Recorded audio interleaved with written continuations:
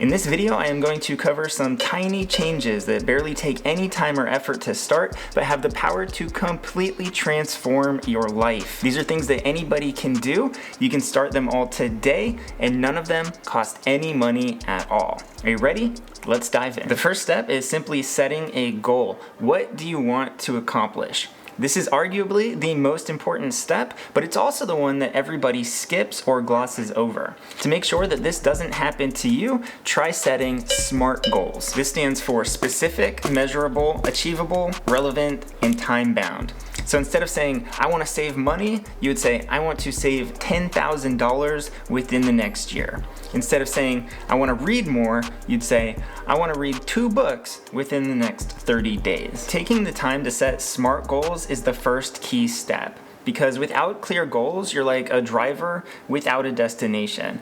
Yeah, you're stepping on the pedal and flying down the road, but is it the right road, or are you just wasting gas and driving in circles without making any real progress at all? The next most important thing that you can do is so simple that I'm worried you're not gonna do it. You're gonna hear it and think, oh my gosh, I had no idea that that was so powerful, but then you're still gonna do it in your head instead of taking the 10 seconds needed to actually complete it. What am I talking about? It's called an implementation intention, which is just a fancy way of saying that you should plan ahead when and where you are going to do something specific. For example, instead of saying, I will exercise more, which is super vague and means that it's unlikely that you'd be able to follow through with any sort of consistency at all, you'd say, I will do a 15-minute bodyweight exercise every Monday, Wednesday, and Friday at 7 a.m.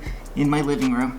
This way, you make it super easy for yourself to follow through because you have context and a clear trigger for your actions. It's just one sentence, but the simple step of writing down when and where you are going to do something is surprisingly effective. Just look at this graphic from James Clear. According to a study in the British Journal of Health Psychology, 91% of people who wrote down when and where they were going to exercise ended up following through. The group that tried to rely on motivation, only 35%. So let me just be crystal clear. Don't do this step in your head. Write down your intention and then take it and put it somewhere where you are going to see it every single day. In our I want to read 2 books within the next 30 days SMART goal, the intention might look like this. Every night at 6 p.m., I'm going to read for 30 minutes while sitting in my favorite comfy chair. It might sound crazy, but just the fact that I wrote that down and committed to it means that I'm almost 3 times as likely to do it. Okay, the next step is to apply the first 20 hours rule. This comes from the book by Josh Kaufman, who argues that despite popular belief, it doesn't take 10,000 hours to become good at something. In fact, it actually only takes about 20 hours of focused, deliberate practice. 20 hours is enough time to get halfway decent at almost any skill.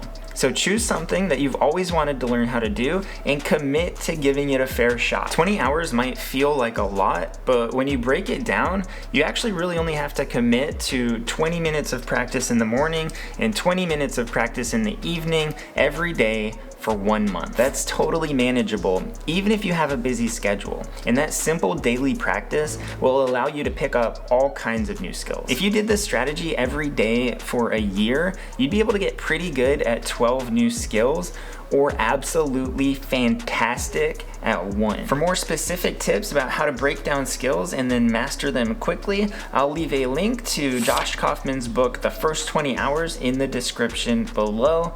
It's a great book. All right, so now we've set SMART goals, we've written down our intentions, and we've committed to learning new skills. We are well on the way to making incredible changes in our lives, but now we're facing a new problem.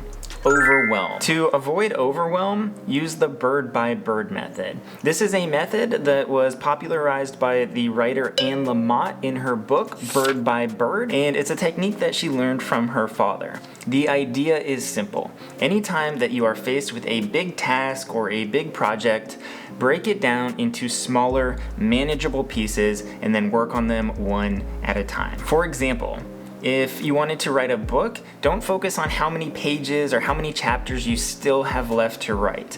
That will only make you feel overwhelmed and discouraged.